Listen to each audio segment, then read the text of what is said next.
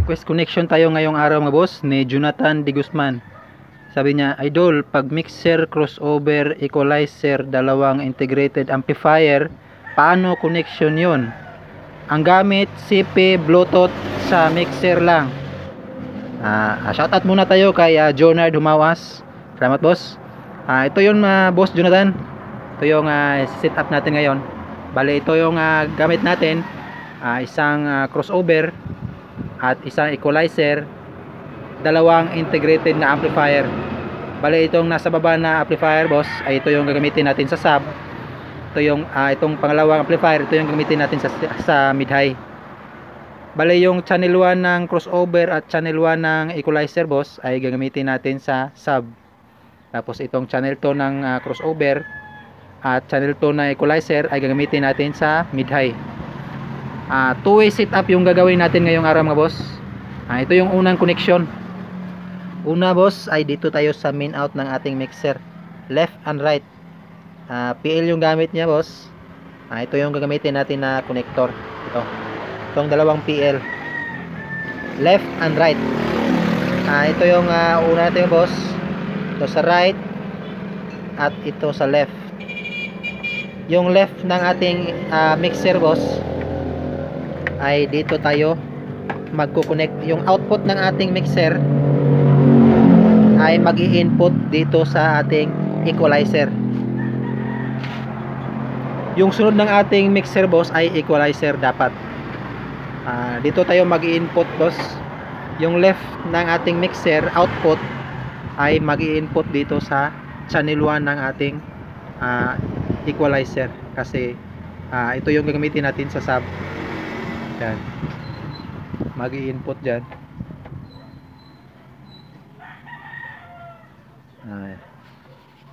Yan mas mag-i-input siya dyan. Tapos yung right channel ng ating mixer output ay mag-i-input dito sa channel 2 para sa ating mid high. Yan. Tapos yung output ng ating equalizer mga boss, yung channel 1, then ito yung sub natin, mag-i-input siya dito sa ating crossover. Ito yung gagamitin natin na connector, yung XLR to XLR. Yan.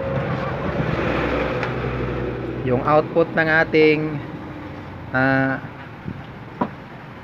equalizer, yan, channel 1 ay mag-input dito sa ating crossover. Yan, klaro ba? Yan, mag-input siya dito. Yan. Tapos yung output to ng ating equalizer boss ay mag-i-input siya dito sa channel 2 ng ating crossover. Mula sa output to ng ating equalizer, mag-i-input dito sa input to ng ating crossover. Ito yung gagamitin natin boss, XLR to XLR. Output ng equalizer, yan, mag-i-input dito sa crossover sa channel 2 para sa ating mid high. Yan. Tapos yung out naman ng ating crossover mga boss, engage pala muna natin itong ating two-way na ito, kasi magto-two-way setup tayo mga boss. Engage natin itong isa, ito yung two-way, engage natin ito. Yan, kasi two-way setup tayo ngayong araw. Tapos yung channel 1 natin mga boss ay ito yung gagamitin natin sa sub.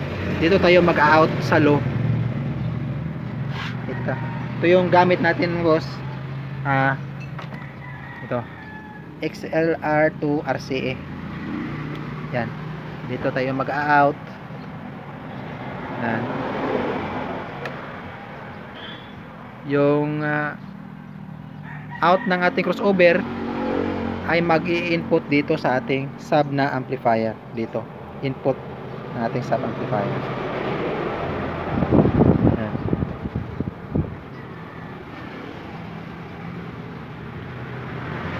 Tapos sa mid high naman tayo mga boss, dahil two-way setup tayo. Yung high lang yung gagana kasi two-way setup tayo. Ito yung gagamitin natin na connector, XLR to RCA. Dito tayo sa high output ng ating crossover. Yan. Yung kabilang dulo, mag-i-input ito sa input ng ating mid-high na amplifier dito.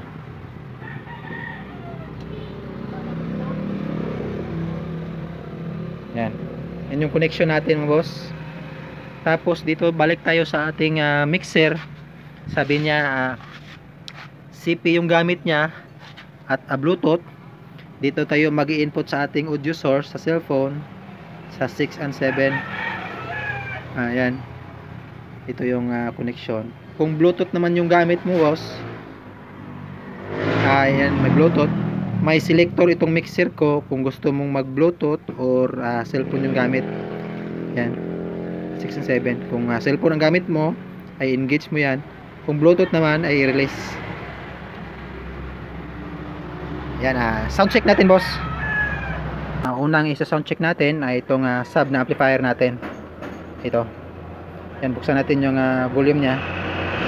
Tapos dito tayo sa ating mixer. Ito yung main volume ng ating mixer. Yan, buksan natin. Tapos ito yung volume ng ating audio source. Yan, may signal na mga boss. Dito naman tayo sa ating crossover at equalizer mga boss. Bali dito sa ating crossover, dito natin nilagay sa channel 1, at sa equalizer naman sa channel 1 yung ating sub. Dito tayo mauna sa ating crossover mga boss. Ito yung gain ng ating gain output ng ating low. Dahil dito natin nilagay sa channel 1. Ito yung magiging volume nya. Yan. Yung tunog ng ating sub mga boss. Ito yung frequency ng ating sub. Nilagay ko sa 240. Tapos dito sa ating equalizer ng mga boss, ay ito yung settings ko. Yan. Tapos bumaba dito sa may 200 Hz. Tapos nag-zero na siya hanggang 20 kHz. Yan yung settings natin equalizer. Yan, dito naman tayo sa ating mid-high mga boss. Yung mid-high naman yung i-test natin. Dito natin nilagay sa channel 2 ng ating crossover at channel 2 ng ating equalizer. Ito yung magiging volume niya mga boss, gain niya sa ating mid-high. Buksan pala natin yung volume ng ating mid-high na amplifier. Ito yung volume niya ng ating mid-high na amplifier.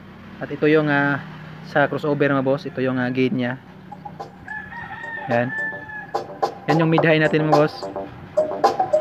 Yung settings nating frequency mga boss ay dito ko nilagay sa 2.4K. Pag nilagay kasi natin dyan, yung manipis na. Tapos dito naman sa ating equalizer mga boss, sa channel 2, ito yung settings ko sa aking mid-high. Yan. Kayo nang bahala mga boss kung ano yung settings nyo. Yan yun. Pagsabayin natin yung dalawa mga boss, yung sub saka sa mid-high. Dito natin buksan sa ating crossover.